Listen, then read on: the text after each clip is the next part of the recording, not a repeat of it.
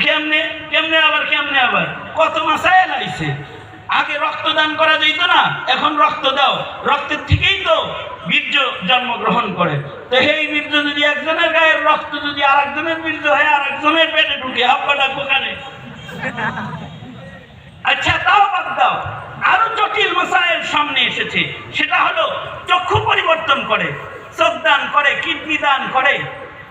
চোখ দান করে না, একজনের চোখ আরেকজনের চোখে লাগায়, একজনের কিডনি আরেকজনের কিডনিতে লাগায়।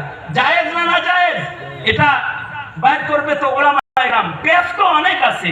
আপনি চোখ দিয়ে কোরআন শরীফ পড়তেন, যারা লাগাই দিচ্ছেন হে হইলো খালি উপন্যাস পড়ে। তখন গুনাহটা কার আমলনামায় যাবে? দানকারীর আমলনামায় যাবে না উপন্যাস পড়ে যে তার আমলনামায় যাবে? মাসালা কে বলবে? আলেম মাসালা বলবে, ওলামায়ে দ্বীন মাসালা বলবে।